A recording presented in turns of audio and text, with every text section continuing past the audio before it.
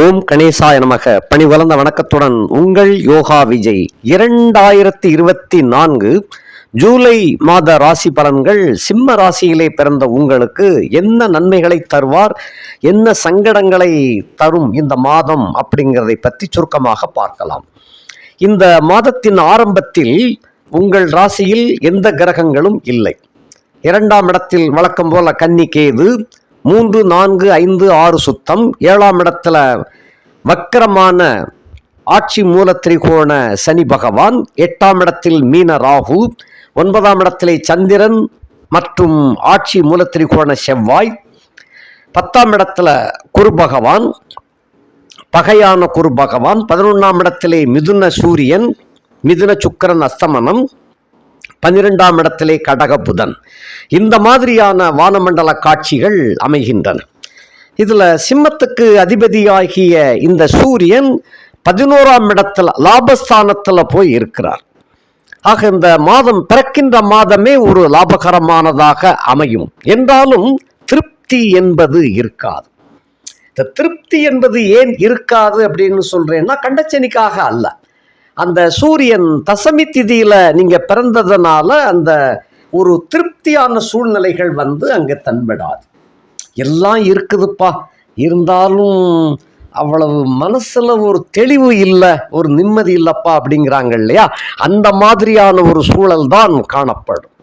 அதற்கு அந்த காரணம் என்னன்னு சொன்னா, அந்த லக்னேசன் ஆகிய அந்த சூரியன் திதிசூனியம் அடைந்து 11ஆம் இடத்துல இருக்கிறார்.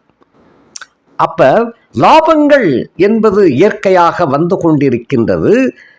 சுமைகள் விலகினாலும் கூட ஒரு மனசுக்குள்ள ஒரு ஆதங்கம், அது என்னதுன்னு சொல்ல தெரியல. இந்த மாதிரியான ஒரு சூழல்.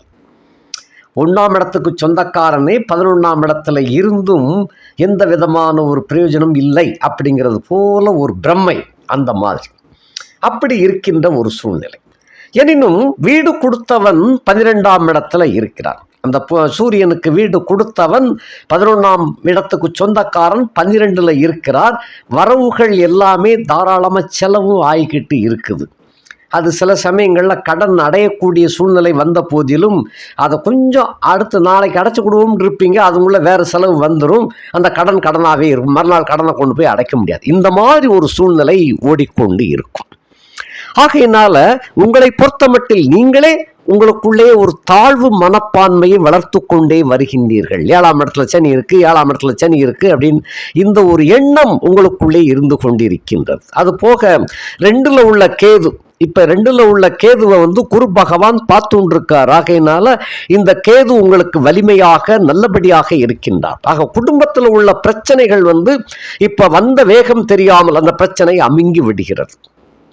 எவ்வளவு புயல் வேகத்தில் வந்த அந்த சிக்கல், அந்த பிரச்சனைகள் அந்த சூரியனை கண்ட பனி போல் உடனே அமுங்கி விடுகிறது. அதில் அவ்வளவாக பிரச்சனை இல்லை. அப்போ தனம், குடும்பம், வாக்கு சிறப்பாகத்தான் இருக்கின்றது.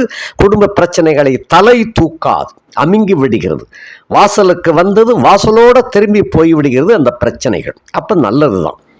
அது 11ஆம் இடத்து பதி ஆகியவன் 12ஆம் இடத்துல இருக்கின்ற காரணத்தினாலே வரவுகளும் செலவுகளும் சரியாக இருக்கின்றது. இதுல 3க்கும் 10க்கும் உடைய நாயகனாகிய சுக்கிர பகவான் அவர் 11ஆம் இடத்திலையும் இருக்கிறாரு. அஸ்தமனம் அடைந்தது நல்லது. 3, 10க்கு உடைய சுக்கிரன் அஸ்தமனம் பெற்று 11ஆம் இடத்திலே சூரியனோடு இருக்கின்ற காரணத்தினால மிகவும் தொழில் வளம் பெருகக்கூடிய ஒரு கட்டம். உத்தியோகத்துல பணிச்சுமை கடுமையாக இருக்குது என்றாலும் கூட சக ஊழியர்களோடு உங்களுக்கு ஒரு நல்ல நட்பு ஏற்படக்கூடிய கட்டம். அந்த பணிச்சுமைகளை அவர்களும் பகிர்ந்து கொள்ளக்கூடிய ஒரு கட்டம். இதுவரையிலும் கொஞ்சம் எதிரியும் புதிரியுமாக இருந்த சக ஊழியர்கள் கூட இந்த மாதத்தில் உங்களுக்கு அனுசரணையாக நடந்து கொள்ளக்கூடிய ஒரு கட்டம். ஏனென்றால் 7ஆம் இடத்துக்கு உரியவன், அதாவது நட்பு நாயகன் என்று சொல்லக்கூடிய அந்த சனி பகவான் வக்கரத்தில் இருக்கின்ற காரணத்தினால உங்களுக்கு அனுசரணையாக நடக்கக்கூடியவர்களாக இருப்பார்கள். ஆகையினாலே பணிச்சுமை பகிர்ந்தளிக்கப்படுகின்ற காரணத்தினால உங்களுக்கு கொஞ்சம் ஆறுதலாக இருக்கும். மேலும் இந்த தொழில் வியாபாரம் செய்து கொண்டிருப்பவர்களுக்கு இந்த மாதத்தில் ஒரு கணிசமான அளவு உயரக்கூடிய தன்மை ஏற்படும். அந்த சூரியனும் சுக்கிரனும் சேர்ந்து 11ஆம் இடத்துல இருக்கின்ற காரணத்தினால உங்களுக்கு ஆகாய ஸ்தலம் என்று சொல்லக்கூடிய ஒரு சிவபெருமானுடைய ஒரு ஸ்தலத்தை நீங்கள் அணுகினால் ரொம்ப ரொம்ப சிறப்பு வாய்ந்ததாக இருக்கும். ஏற்கனவே தொழில் வளம் கொஞ்சம் மங்கிய நிலையில் சில பேர் சஸ்பெண்ட் ஆகியிருப்பாங்க உத்தியோகத்தில், சில பேருக்கு தொழில் வளம் கொஞ்சம் மந்தமாக போயின்னு இருக்கும். வியாபாரத்திலையும் கொடுக்கல் வாங்கல் பிரச்சனைகளில், கடும் போட்டிகளில் அவுட்ஸ்டாண்டிங் வராமலேயே இருந்து கொண்டிருக்கும். இப்படிப்பட்டவர்கள் இந்த மாதத்தில், அந்த ஜூலை மாதத்தில் உங்களுக்கு சூரியனும் சுக்கிரனும் ஒரே வீட்டுக்குள்ளே இருக்கின்ற காரணத்தினால உங்களுக்கு இந்த ஆகாய ஸ்தலம் என்று சொல்லக்கூடிய, இது ஒரு கிராமத்தில் உள்ள கோவில். இந்த கிராமத்து கோயிலை போய் நீங்கள் சேவிச்சிட்டு வந்தீங்கன்னு சொன்னால் ரொம்ப ரொம்ப உங்களுடைய தொழில் வளம் பெருகும், வியாபார வளமும் பெருகும். அப்படிப்பட்ட கோவில் விருதுநகர் மாவட்டம், அந்த அதாவது ராஜபாளையத்திலிருந்து தென்காசி போகும் சாலையில் சேத்தூருக்கும் சிவகிரிக்கும் இடையில தேவதானம் என்று ஒரு ஊர் வரும். அந்த தேவதானத்துல இருந்து ஒரு கிலோமீட்டர் பக்கத்துல அந்த ஆகாய ஸ்தலம், அதாவது தவம் பெற்ற நாயகி என்ற ஒரு அம்மன் உறைவிடமாகிய கோவில். அங்கே கண் கொடுத்த கண் கெடுத்த, அதாவது கண்ணை கெடுத்த சிவனும் கண்ணை கொடுத்த சிவனும் அங்கே இருக்கின்றார்கள். ஆகையினாலே அந்த கோவிலை தரிசனம் செய்து வந்தால், குறிப்பாக ஆகாய ஸ்தலம் என்று சொல்லுகின்ற காரணத்தினால சனிக்கிழமை அல்லங்கில் ஞாயிற்றுக்கிழமையாக இருக்கட்டும், இந்த 2 கிழமைகளில் ஒரு கிழமையில் நீங்கள் போய் அதை தரிசனம் பண்ணிட்டு வந்தேன்னு சொன்னால் இந்த மாதத்தில் இருந்து அந்த கண்டச்சனியினால் ஏற்படக்கூடிய கஷ்ட நஷ்டங்களும் ஓய்ந்து விடும். வியாபாரத்தில் தொழிலில் இருந்து வந்த தடைகள் விலகி உங்களுக்கு ஒப்பற்ற உயர்வு கிடைக்கக்கூடிய ஒரு பாக்கியதையை அந்த சிவபெருமான் உங்களுக்கு வழங்குவார். அதற்கு உறுதுணையாக தவம் பெற்ற நாயகி அம்மன் இருப்பாள். அந்த ஸ்தலத்துக்கு போயிட்டு வாங்க. 3:10க்கு உரியவன் 11ஆம் இடத்துல சூரியனோடு இருக்கின்ற காரணத்தினாலும் 10ஆம் இடத்தில் அந்த குரு பகவான் இயங்கிக் கொண்டிருக்கின்ற காரணத்தினாலும் இதனை ஒரு முறை நீங்கள் தரிசனம் செய்து வந்தீர்களேயானால் உங்களுடைய வாழ்க்கை மிகவும் முன்னேற்ற பாதையிலே எடுத்து செல்லக்கூடியதாக அமையும். அடுத்தபடியாக 4க்கும் 9க்கும் அதிபதியாகிய செவ்வாய் 9ஆம் இடத்திலே ஆட்சி மூலத்திரிகோணமாக அமைந்திருக்கின்றார்.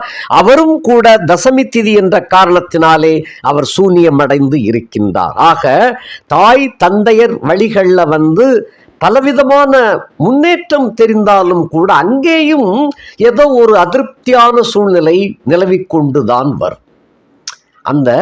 அதை சிறப்பாக இருக்கு ஆனாலும் அப்படிங்கிற அந்த ஆனாலும் அப்படின்னு இழுக்கிறாங்க இல்லையா, சில பேரை பார்த்துருப்பீங்க. நல்லா இருக்கு இருந்தாலும் அப்படின்னு எழுப்பாங்க.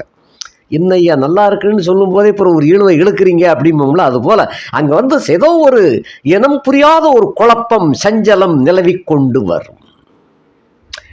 அதனால அந்த ஸ்தலத்துக்கு போயிட்டு வந்தேன்னு சொன்னா இவைகளிலிருந்து விடுபடக்கூடிய ஒரு யோகம் சேரும். இந்த குலதெய்வ வழிபாடு கூட தெரியாமலேயே ஏதோ ஒரு தெய்வத்தை வணங்கி கொண்டிருக்கின்ற உங்களுக்கு இந்த மாதிரி ஒரு அர்த்தமுள்ள ஒரு ஸ்தலத்தை, அது ஒரு பழமை வாய்ந்த ஒரு கோயிலும் கூட, அங்கே போய் தரிசனம் பண்ணிட்டு வாங்க. மனதுக்கு நிம்மதி கிடைக்கும். அதாவது பெரிய யோகத்தை கிடைக்கிறதோ இல்லையோ நிம்மதி கிடைக்கும். மனுஷன் எல்லா செல்வமும் இருந்தாலும் கூட நிம்மதியை தேடி அலைந்து ஓடிக்கொண்டிருக்கின்றான். இன்னமும் சில பேர் 100ல் ஒரு 10 பேர் தான், அது எல்லா 90 பேர் எதுவுமே கிடைக்காமத்தான் ஓடிக்கொண்டிருக்கின்றார்கள். வாழ்க்கை பயணத்தை நோக்கி பயணத்தினுடைய காரணமே தெரியாமல் ஓடிக்கொண்டிருக்கின்ற நேர்கள் நிறைய இருக்கிறாங்க. ஆகையினாலே அந்த பண்படுத்தப்படக்கூடிய ஒரு வாய்ப்பு இந்த ஸ்தலத்துக்கு போயிட்டு வாங்க, கண்டிப்பாக கிட்டும். 4க்கு அதிபதி 4ஆம் இடத்திற்கு 6ஆம் இடத்திலும் 9ஆம் இடத்துக்கு அதிபதி 9ஆம் இடத்திலேயே அமர்ந்திருக்கின்ற காரணத்தினாலும் அந்த பிதுர் ஸ்தானாதிபதிக்கு 3ஆம் இடத்திலே சூரியன் அவரும் இருக்கின்ற காரணத்தினாலே தோப்பனார் வழி புண்ணியங்கள் இந்த கோவிலுக்கு சென்று வந்தால் கண்டிப்பாக உங்களுக்கு நல்லது நடக்க ஆரம்பிக்கும். எந்த தேதியில் போயிட்டு வர்றீங்களோ போயிட்டு வந்த மறுநாளிலிருந்து உங்களுக்கு நல்லது தொடங்கும். அப்படிப்பட்டதாக அமைகின்றது. ஆக தாய் சுகம் கல்வி வலிமையடையும். பாக்கியம் வலிமையடையும். இருப்பினும் சிறு சிறு அந்த மனச்சஞ்சலம், மன பிரக்ஞை, அந்த மனக்குழப்பம் இவைகளை விளக்குவதற்கு சென்று வாருங்கள். உங்களுக்கு அதாவது பெரிய யோகம் வந்து சேர்ந்தோ இல்லையோ அந்த மனக்குழப்பம் விலகும், மனம் தெளிவுபடும், புத்தி தெளிவு பெறும், நல்ல யோகங்கள் கிடைக்க அதுவே ஆயத்தமாகும். அடுத்தபடியாக அந்த 5க்கும் 8க்கும் அதிபதியாகிய குரு பகவான் என்று சொல்லக்கூடிய வியாழன் அவர் 10ஆம் இடத்துல இருக்கின்றார். ஆகையினால உங்களுக்கு பதவி 10ல் குரு இருந்தால் பதவியை கெடுக்கும் சொல்லுவாங்க. அவர் பகையில தான் இருக்கிறாரு. ஆகையினால் அதெல்லாம் ஒன்றும் கெடுக்காது, தைரியமாக இருக்கணும். அதுக்கு ஏற்றாற் போல 7ஆம் இடத்துல சனி இருந்தாலும் அவர் வக்கரிச்சிட்டார். ஆகையினால பயப்பட தேவையில்லை. சனியின் போக்கு வந்து வக்கரகதியிலே இருக்கின்ற காரணத்தினால உங்களுடைய சில சிக்கல்கள் வந்து இந்த காலகட்டத்தில் விடுபடத்தான் செய்யுமே தவிர சிக்கல்கள் உறுதியாகாது. கெட்ட பேரு கொஞ்சம் கொஞ்சமாக விலகிரும். நீங்கள் எதிர்பார்த்த சங்கடங்கள் உங்களை வந்து அடையாது. 5க்குரியவன் 10ல் இருக்கிறார். ஆகையினாலே இந்த சிக்கல்கள் உடையப்பட்டு விடும். 8க்குடையவன் 10ஆம் இடத்திலே இருந்தால் அந்த அந்த பட்டத்தை கெடுத்துருமா, அல்லங்கில் உத்தியோகத்தை கெடுத்துருமா, வியாபாரத்தை கெடுத்துருமான்னா கண்டிப்பாக கெடுக்காது. காரணம் ஆட்சி மூலத்திரிகோண சனி வக்கரத்தில் இருக்கின்றார். ஆகையினாலே கெடுக்காது. அவருக்கு கேந்திரத்தில் தான் குரு இருக்கிறார். ஆகையினாலே கெடுக்காது. பூர்வ புண்ணிய வகையில் உள்ள சில சிக்கல்கள், குழப்பங்கள் விலகும் இந்த காலகட்டத்தில். அதே போல அம்மான் என்று சொல்லக்கூடிய தாய்மாமன் வலு உங்களுக்கு வந்து சேருகின்ற ஒரு கட்டம். 6, 7க்கு அதிபதியாகிய அந்த சனி பகவான் 7ஆம் இடத்துல வக்கரிச்சிருக்கின்ற காரணத்தினால நண்பர்கள், கூட்டாளிகள், மனைவியினுடைய அனுசரணை இவைகள்லாம் இயற்கையாகவே உங்களுக்கு இந்த மாதத்தில் நல்லபடியாக அமைந்திருக்கின்றது. கடன் காட்சிகள் கட்டுக்குள் அடங்கியிருக்கும். நோய் நொடிகள் கட்டுக்குள் அடங்கும். வழக்கு வம்புதும்புகள் இப்பொழுது உங்களை வந்து எந்த விதத்திலும் பாதிப்படையாமல் சென்று கொண்டிருக்கும். 8ஆம் இடத்துல உள்ள ராகு, அதை மறந்துட்டோம். 8ஆம் இடத்துல உள்ள ராகு அவர் மீனத்தில் இருக்கிறாரு. அந்த மீனத்தில் இருக்கின்ற காரணத்தினாலே மீனத்துக்கு வீடு கொடுத்தவன் வந்து குரு 10ல் இருக்கிறார். இந்த ராகுவின் பார்வை இந்த குருவுக்கு விழுகின்றது. ஸோ இந்த இடத்துல குருவினுடைய ஆதிக்கம், 10ஆம் இடத்தினுடைய ஆதிக்கம் செலுத்த இயலாத வண்ணம் கட்டுப்பாட்டுக்குள்ளே இருக்கிறாரு. ஆகையினாலே எந்த விதமான கெடுதல்களும் இந்த மாதத்தில் நடக்காது. பயணத்தில் கவனமாக இருக்க வேண்டும். 10ஆம் இடத்துல குரு இருக்கின்ற காரணத்தினால இந்த மாதிரி விஷயங்களில் போக்குவரத்தில் வந்து கவனமாக இருக்க வேண்டும். அதே போல் உங்களுடைய வண்டியை இன்னொருத்தருக்கு இரவல் கொடுப்பது வந்து கண்டிப்பாக கொடுக்காதீங்க இந்த மாதத்தில். இது வந்து ராகுவினுடைய தீட்சணியும் இந்த மாதத்தில் 10ஆம் இடத்தை வந்து கடுமையாகவே பாதித்து கொண்டு இருக்கின்றது. ஆகையினாலே அதிலும் குறிப்பாக ஜூலை 15க்கு பிறகு கண்டிப்பாக கொடுக்காதுங்க. அது அழுத்தமாக அந்த பார்வை விழுகின்றது. ஆகையினாலே நீங்கள் பயணம் செய்யாமல் இருந்தாலும் கூட சிக்கல்கள் உங்களை வந்து சேர்ந்துவிடும். ஆகையினாலே உங்களுக்கு சொந்தமான வாகனங்களை யாரையும் நம்பியும் கொடுக்காதீர்கள். அதே போல் எவருக்கும் பொறுப்பு ஏற்றுக்கொள்ள வேண்டாம். அவன் தர வேண்டிய பாக்கிக்கு நானே பொறுப்பு ஏற்றுக்கிடுறையா, இந்த இடத்துல அவர் விட்டுருங்க அப்படின்னு சொல்லக்கூடிய அந்த பொறுப்புகளை கண்டிப்பாக ஏற்றுக்கிடாதங்க. அது சொந்தக்காரனாக இருந்தாலும் சரி, நண்பனாக இருந்தாலும் சரி, அந்நியராக இருந்தாலும் சரி, ஏழை எளியவர்களாக இருந்தாலும் அதுக்கு பதிலாக உங்கள்கிட்ட உள்ள கையில் காசை கொடுத்து முடிச்சிருங்க. இது என்னால் முடியும், இதை வச்சுக்கங்க அப்படின்னு கொடுத்து முடிச்சிருங்க. இந்த ஜாமீன் பொறுப்பு ஏற்றுக்கொள்ளக்கூடிய கட்டம் கண்டிப்பாக தவிர்த்து விடுவது நல்லது. இது ரொம்ப ரொம்ப முக்கியமான செய்தி. ஆகையினால இந்த மாதிரி வேலைகளை செய்யாதங்க. வண்டியில் பின்னால் உட்கார்ந்து போகும், இன்னொருத்தர் வண்டியில் பின்னால் நீங்கள் உட்கார்ந்து போகும்போது கூட அது கொஞ்சம் கவனமாக போங்க. உங்கள் மனசுக்கு சரியில்லைன்னா நான் வரல, நீங்கள் போயிட்டு வாங்கன்னு சொல்லி முடிச்சிருங்க. இதெல்லாம் ரொம்ப ரொம்ப முக்கியமான செய்திகள். ஆக மற்றபடி எந்த குழப்பங்களும் இல்லை. வாழ்க்கையில் உத்தியோகத்தில் நிரந்தரம் ஆக்கப்படும், பணிச்சுமை குறையும். அதே போல் தொழில் வியாபாரத்தில் வந்து இருந்த சிக்கல்கள் விலகிவிடும், நல்லபடியாக இருக்கும். 15ஆம் தேதிக்குள்ளாக அந்த ஆகாய ஸ்தலமான அந்த தவம் பெற்ற நாயகி கோயிலுக்கு சென்று வாருங்கள். கண் கெடுத்த சிவனும் கண் கொடுத்த சிவனும் உங்களுக்கு அனுசரணையாக இருந்து உங்களுடைய பாதையை, உங்களுடைய குடும்பத்தை, உங்களுடைய யோகத்தை முன்னேற்ற பாதையில் எடுத்துச் செல்வதற்கு அடித்தளமிட்டு கொடுப்பார்கள். அந்த ஸ்தலத்திற்கு சென்று வாருங்கள். அதுவும் சனி அல்லங்கில் ஞாயிறாக இருக்கட்டும்.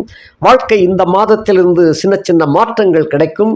இதையும் கொஞ்சம் தக்க வழியிலே பயன்படுத்தி கொண்டால் இது வருங்காலம் சிறப்பாகவே விளங்கும். நன்றி, வணக்கம்.